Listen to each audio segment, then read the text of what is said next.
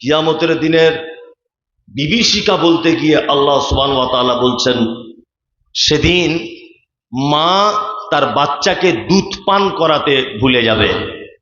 Number 2, গর্ভবতী মেয়েরা যাদের পেটে বাচ্চা থাকবে, নিচের দিক দিয়ে বাচ্চা পড়ে যাবে, তারা বুঝতে পারবে না। আল্লাহু আকবার। মানুষগুলিকে দেখতে পাওয়া যাবে, মানুষরা সব যেন মাতালের মতো করে ঘুরছে। আল্লাহ তাআলা বলছেন, ওমা হুম বিসুকারা, একজনাও তারা মদ পান করেনি, ওয়ালাকিন্না আযাবাল্লাহি শাদীদ, শুধুমাত্র আমার কঠিন আযাবের ভয়ে মানুষ মাতালের মতো করে ঘুরবে। এর নাম কিয়ামতের মাঠ। আল্লাহ সুবহানাহু ওয়া তাআলা বলছেন, বুসাতিল জিবালু বাসসা, কিয়ামতের দিনে পাহাড়গুলোকে চূর্ণ বিচূর্ণ করে দেওয়া হবে, ধুলোর মতো উড়িয়ে দেওয়া হবে। আমরা পৃথিবীর উপরে যে পাহাড়গুলো দেখি, এগুলো তো অল্প পাহাড়, একেবারে অল্প পাহাড়। যতটা উপরে তার থেকে বেশি থাকে নিচে। নাম্বার 2, পাহাড় পৃথিবীর জমিনে যতটা আছে, সমুদ্রের গভীরে, সাগরের গভীরে এর থেকেও লক্ষ কোটি গুণ বেশি পাহাড় মজুদ করে রাখা হয়েছে। এই পাহাড়গুলিকে পৃথিবীতে কেন তৈরি করা আছে?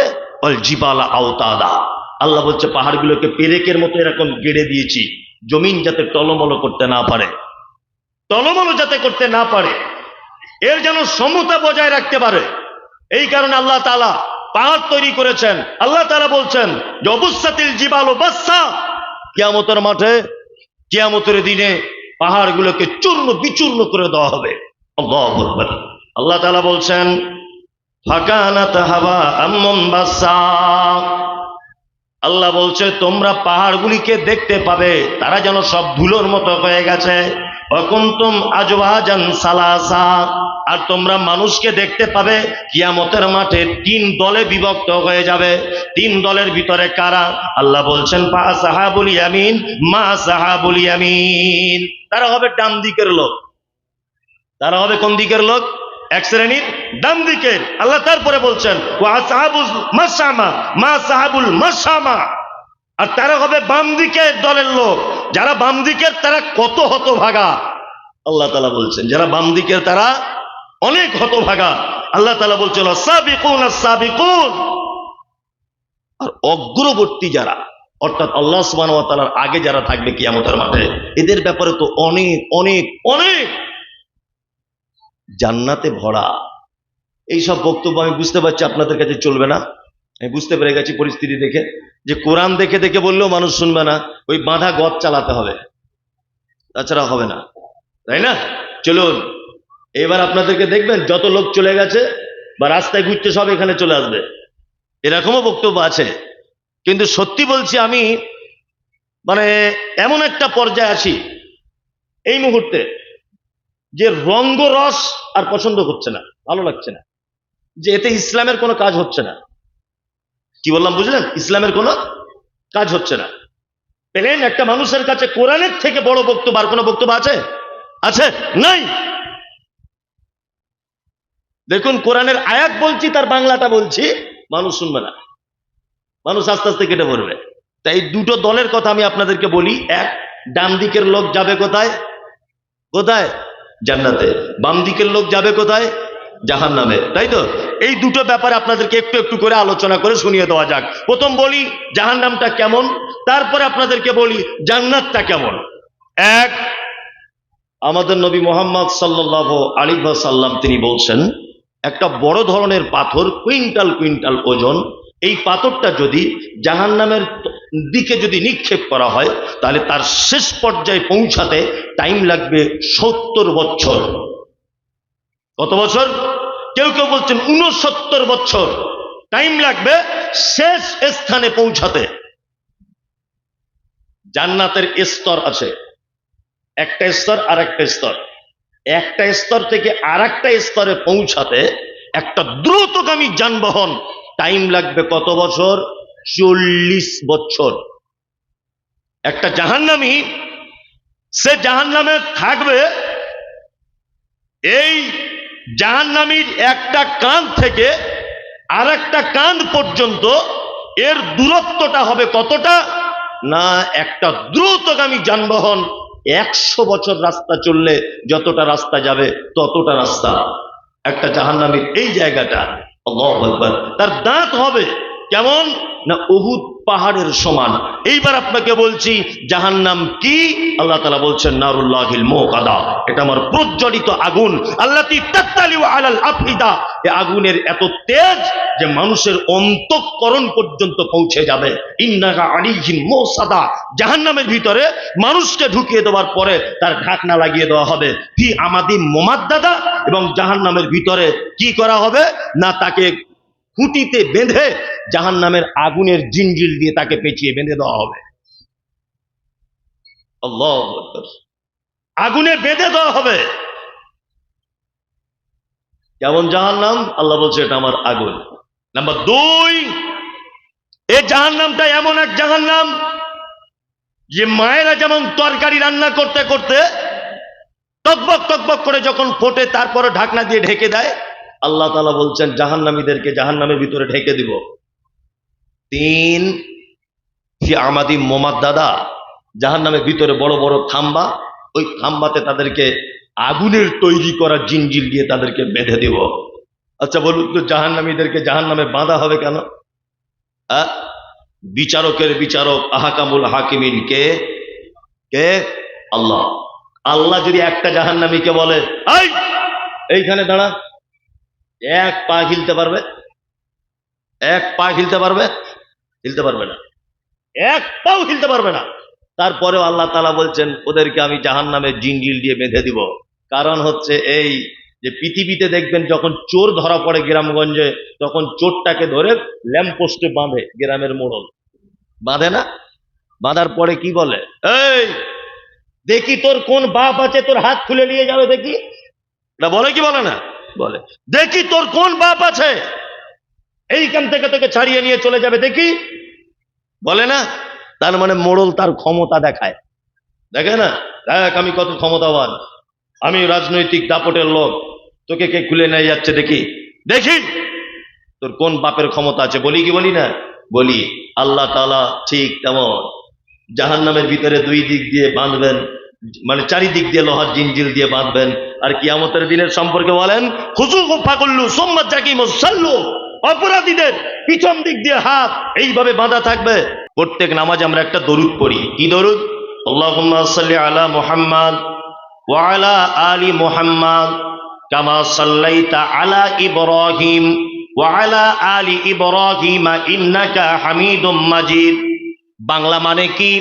আল্লাহ তাআলা এইভাবে রাসূলুল্লাহ শিখিয়ে দিয়েছেন যে তোমরা যখন নামাজের ভিতরে তাশাহুদে বসবে এই দরুদটা পড়বে, আল্লাহুম্মা সাল্লি আলা মুহাম্মাদ, আল্লাহ তুমি শান্তি বর্ষণ করো মুহাম্মাদের উপরে, ওয়া আলা আলি মুহাম্মাদ, এবং মুহাম্মাদের পরিবারের উপরে, কামা সাল্লাইতা আলা ইব্রাহিম, যেমন তুমি শান্তি বর্ষণ করেছিলে ইব্রাহিমের উপরে, ওয়া আলা আলি ইব্রাহিম, এবং ইব্রাহিমের পরিবারের উপরে। প্রত্যেক নামাজে নবী ইব্রাহিমের নাম বলা লাগে কি লাগে না? লাগে। এ মুসলমানই করে, করে না? করে, খাতানা করে। এটা কোন নবীর সুন্নত? ইব্রাহিম ইসমাইল বাপ বেটা, তাই তো? এই যে হজে যাচ্ছেন, হজ করার নিয়ম কি? ধরে নেন আপনি ওমরায় যাবেন, ওমরা যাবার নিয়ম কি? ওমরায় যাবার পরে আপনাকে সাফা মারওয়া সাই করতে হয়, হয় না? যারা গেছেন জানেন, যারা জাননি আপনারা জানবেন না। সাফা মারওয়া পাহাড়, এখন তো আর পাহাড় দেখা যায় না, এখন তলাতে পাহাড়, উপরে বিল্ডিং করে দিয়েছে, তার উপরে ছুটতে হবে। সব জায়গায় দৌড়াতে হয় না। এই প্যান্ডেলটার মতো একটা জায়গা গ্রিন সিগন্যাল আছে, ওই গ্রিন সিগন্যালে এলে আপনাকে ছুটতে হবে। এই যে সাফা এবং মারওয়া, এই যে মানুষ হজে গিয়ে বা ওমরাতে গিয়ে ছোটাছুটি করে, আচ্ছা বলুন তো এটা কোন নবীর সুন্নত? ইব্রাহিম আলাইহিস সালামের বিবি, তাই না? তার মানে ওনারই পরিবারের সুন্নত এটা। সারা পৃথিবীতে আপনাকে বলে রেখে দিচ্ছি, শুনে রেখে দেন, একজন মাত্র নবী, সেই নবীটির পায়ের ছাপ এবং কাবা শরীফ নির্মাণ করার জন্যে উনি যে পাথরের উপরে উঠে কাবা নির্মাণের কাজ করেছিলেন, সেই পাথরে ওনার যে পায়ের ছাপ লেগেছিল, যেটাকে বলা হয় মাকামি ইব্রাহিম, সেটা আজও পর্যন্ত কাবার এক সাইডে রেখে দেওয়া আছে। আল্লাহু আকবার। এই যে কুরবানি কোন নবীর সুন্নাত? ইব্রাহিম আর ইসমাইল।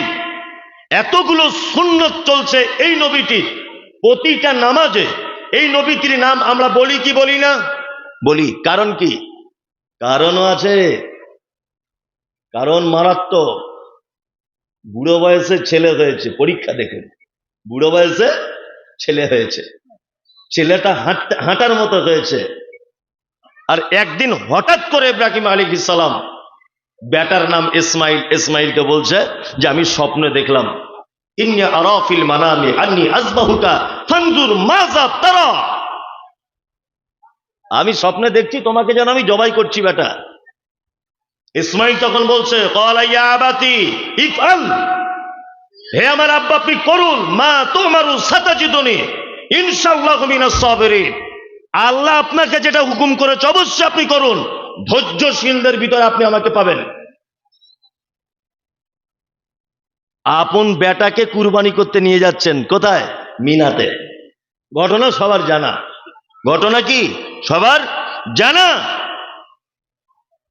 ইব্রাহিম আলাইহিস সালাম বলেছিলেন যে আল্লাহ সব কথা মেনে নিব, নিজের বেটাকে কুরবানি করব না, এটা কি বলেছিলেন?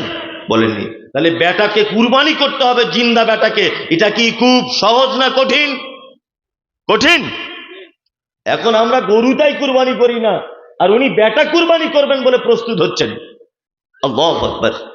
শুধু এই নয়, আর অনেক পরীক্ষা, প্রতিটা নবীকে পরীক্ষা। আমাদের নবী মুহাম্মদ সাল্লাল্লাহু আলাইহি ওয়াসাল্লাম মক্কাতে দিনের দাওয়াত দিলেন, দিনের দাওয়াত মানুষ কবুল করছে না, অত্যাচার বেড়ে গেল। এক পর্যায়ে তিনি মদিনার দিকে চলে গেলেন, সঙ্গী সাথী হিসাবে নিলেন হযরত আবু বকর সিদ্দিক রাদিয়াল্লাহু তাআলা আনহুকে। অপরিচিত জায়গা, কেউ চেনে না জানে না, পাহাড়িয়া রাস্তা, মরুভূমি দিয়ে একা একাই চলে যাচ্ছেন হিজরত করে মদিনার দিকে। হাজারো বিপদ। সালাত আদায় করছেন, উটের ভুঁড়ি এসে তার মাথায় চাপিয়ে দেওয়া হয়েছে, তার পিঠে। এই নয়, রাস্তা দিয়ে চলছেন, গলায় রশ্মি দিয়ে টেনে ফেলে দেওয়া হয়েছে।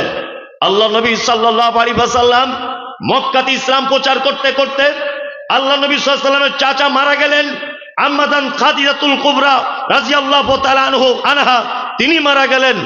আল্লাহ নবী সাল্লাল্লাহু আলাইহি ওয়াসাল্লাম অসহায় হয়ে পড়লেন, একেবারে অসহায়।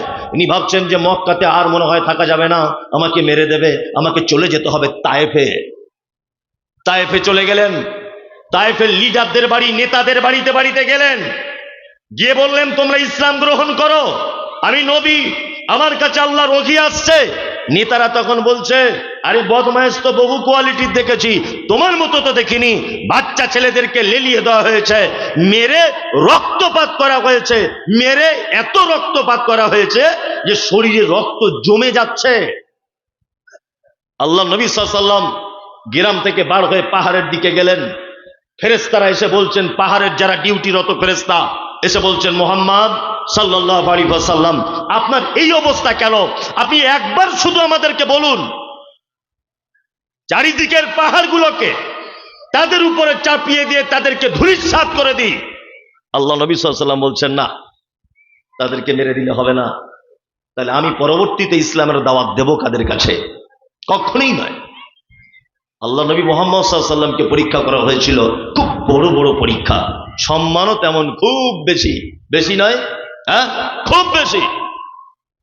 আল্লাহ তাআলা বলছেন যে সেই দিন কিয়ামতের মাঠে কিছু মানুষ তারা হবে খুব আনন্দে থাকবে, আর কিছু মানুষ অপমানিত হবে।